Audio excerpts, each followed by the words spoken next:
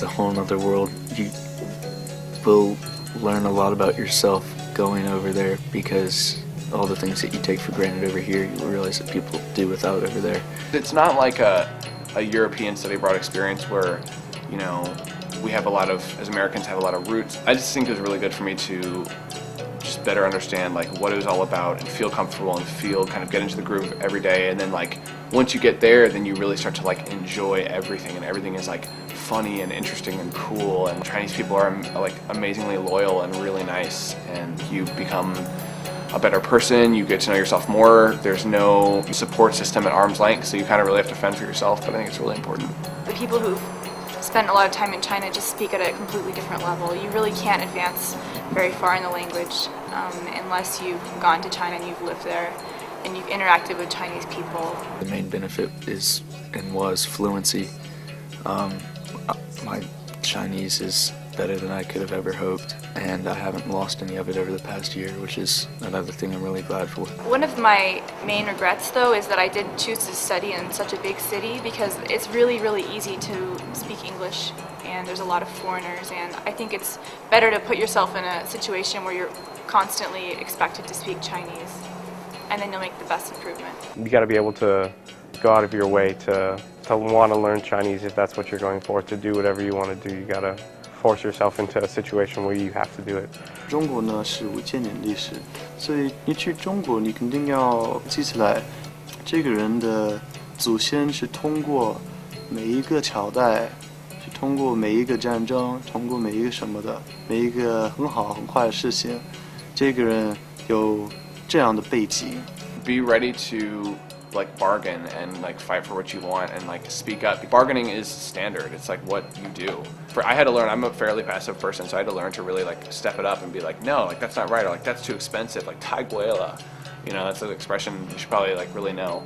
China can be kind of love-hate sometimes. Like it's so awesome and it's so wonderful, and like the people are so great and the food is good, but it's different and it's not, you're out of your comfort zone, and they have a lot of ways of doing things very differently from us. But that's what makes it cool and exciting and awesome. Like every day there is an adventure, and every day is like a new experience. It gives you a first-hand account of, speaking the language, being over there and everything like that.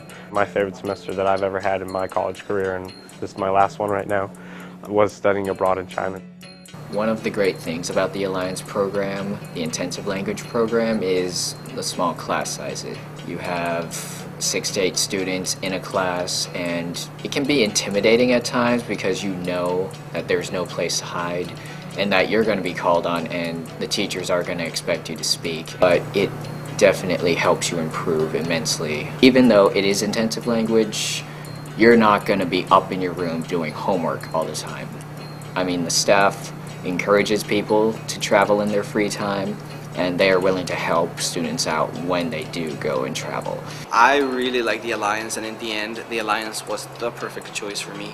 I wanted to learn more about like the marketing, the finance, the managing in China, but I didn't just want to focus on the language. So that's why the Alliance was like the perfect choice for me. They had like a lot of educational trips, and I think that was one of like the big pluses as well. Like they took us to Macau and Hong Kong, and a lot of like neighboring cities near Shanghai. In the dorms, you are assigned with a Chinese roommate. So they are your like gateway to China. So you can ask them any questions. I always have questions about like my Chinese homework and like some of the things that I had learned differently, but then in the book it was differently, and in common usage it was differently. So they were like a point of reference, you know, for China, for Shanghai, for like the entire experience. You also become friends with them, you know, and you teach them about your culture and they teach you about theirs. I thought that was a big plus, you know. Although as much as I would have liked a homestay as well, I think this was also perfect, you know, like being in a college environment but with a Chinese roommate who can teach you about their culture. That all study abroad students should keep in mind is that there are going to be a ton of awkward situations. The culture there is completely different than over here. Just embrace those awkward situations and learn to laugh at yourself and not take yourself too seriously. You'll have a great time, and you know, it will definitely lead to a lot of fun stories when you come back. I really recommend everybody to just go with an open mind. Like, of course, a lot of the things are going to be weird, but just accept the culture.